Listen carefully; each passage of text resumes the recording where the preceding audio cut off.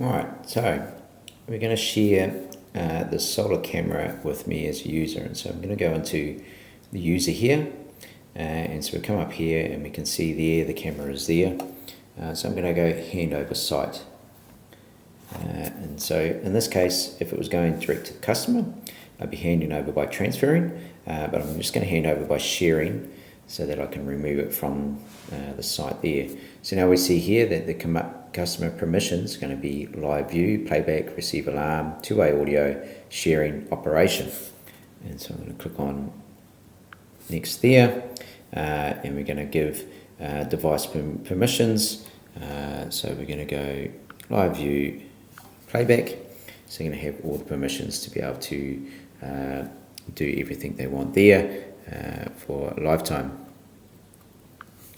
So we then get a QR code.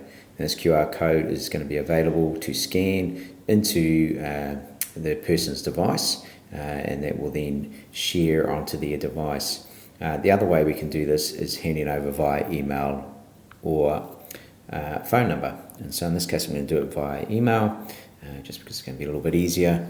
And so we'll pop in there the email. So there we go, there's our email.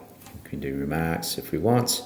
And then we'll get rid of that, and we're going to submit application. So now that will be sent to my account that I've set up under Jonathan Harmony Tech. So we'll come back to that shortly. Okay, so I've come back to my other device now, and so you can see that I've got a notification. So I'm going to click on notification, and I've got device handover application. So I can click on there, and that will allow me lifetime access, and I can just agree to that. And what we should get is okay. It will now come up. It always comes up with a battery option there. Don't worry about that, just say ask me later. And we can see here that we've got an encrypted option here, so that means that it's got a password popped in there.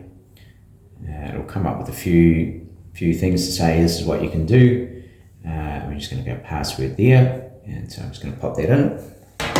Okay, so I've just popped the password in there. You can save it if you wish, but you don't need to. And that's going to then allow me to see the camera. I'm just going to turn that around so you don't stare straight at me. Hopefully that will come through. Now often, because this is 4G, so it's a little bit slower, but that initial connection, but there you can see the cameras there working away, and so we can see the battery power, we can see what's going on there. Now I can hit playback here, and that will show me all the things that have been happening today.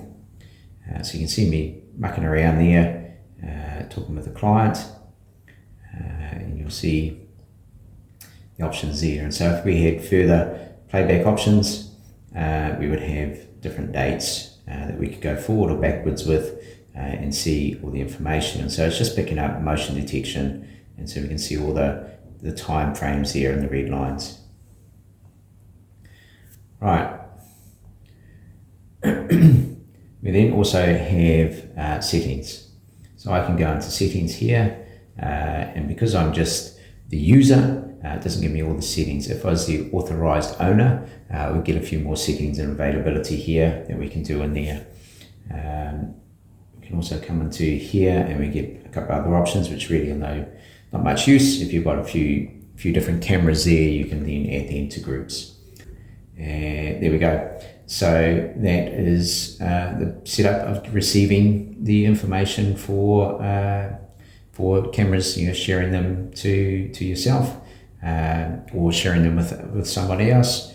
We can then go share device on your phone via the main owner's app, and that will then give the QR code, which then can be shared to the user once they've created their own Hik Connect login.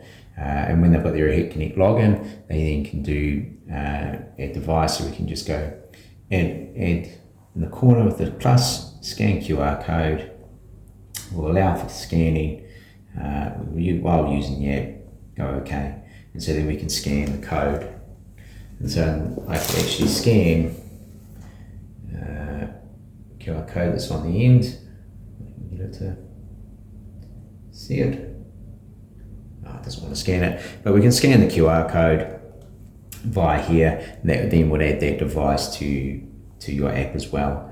So it gives you multiple options there.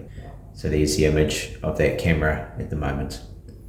So hopefully that's been helpful.